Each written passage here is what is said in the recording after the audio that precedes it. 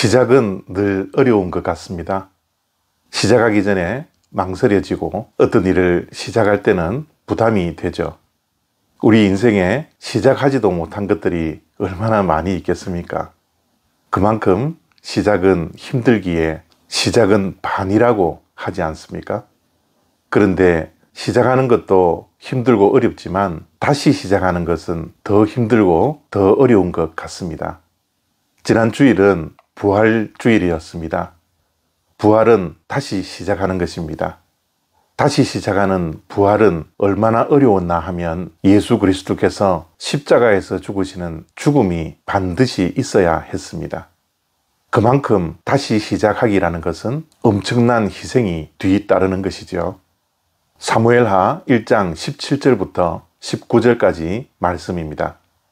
다윗이 이 슬픈 노래로 사울과 그의 아들 요나단을 조상하고 명령하여 그것을 유다 족속에게 가르치라 하였으니 곧 활노래라.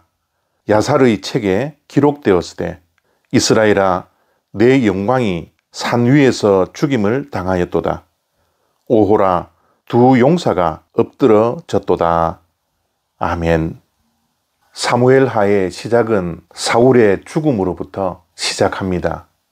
사울왕이 죽어야 다윗의 새 시대가 시작하기 때문에 사무엘하 1장은 사울의 죽음의 메시지를 우리에게 던져놓고 있습니다. 사무엘 상의 마지막도 사울의 죽음이었고 사무엘 하의 시작도 사울의 죽음입니다. 하나님의 말씀은 죽지 않고 새로운 시작을 할 수가 없다라는 메시지를 우리에게 주시고 있습니다. 우리의 신앙도 마찬가지죠. 우리의 자아가 죽고 난 후에 새로운 생명이 시작됩니다. 내가 죽어야 내가 다시 살 수 있는 것이죠.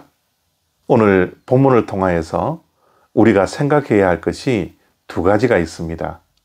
첫 번째는 사울의 죽음을 가장 좋아해야 할 사람이 다윗이지 않습니까? 그런데 다윗은 좋아하지 않았습니다. 기뻐하지 않았습니다. 오히려 다윗은 큰 슬픔에 빠져 있었죠. 왜냐하면 다윗은 사람과 경쟁하지 않았습니다. 사울과 경쟁했다면 사울이 죽었다라는 소식이 얼마나 기쁜 소식이었겠습니까?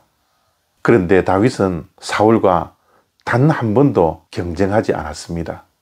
그래서 사울의 죽음이 다윗을 슬프게 했던 것이죠. 다윗은 사울과 요나단을 향하여서 이스라엘의 영광이라고 표현을 했고 이스라엘의 용사가 죽었다라고 애도했습니다. 혹시 우리들도 누군가와 경쟁하고 있지 않습니까?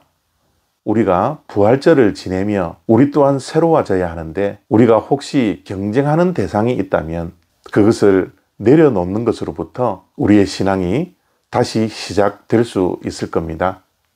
그리고 오늘 본문 속에서 생각해야 할 두 번째는 사울이 왜 죽었냐라는 것입니다. 사울은 왕이었습니다. 그런데 진짜 왕은 하나님이셨죠. 그럼에도 불구하고 사울은 자기가 진짜 왕인 것처럼 살았습니다. 자기 마음대로, 자기의 생각대로, 자기 눈앞에 보이는 급한 대로 자신의 유익을 위해서 살았던 것이 사울왕이었습니다. 자신의 왕의 자리를 끝까지 지키려고 애쓰다가 마지막에 비참한 죽음을 당하게 되었던 것이죠. 사무엘하를 통하여서 다시 시작하는 다윗은 그러하지 않았습니다.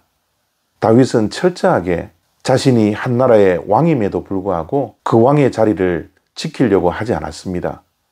자신이 왕이 아니라 하나님께서 왕이라는 사실을 분명히 알고 믿고 살았습니다. 우리의 왕은 누구입니까? 우리는 누구의 다스림을 현재 받고 있습니까? 우리를 다스리는 것은 우리 자신이 아니라 우리의 왕이신 하나님이라는 것을 우리는 분명히 기억해야 합니다.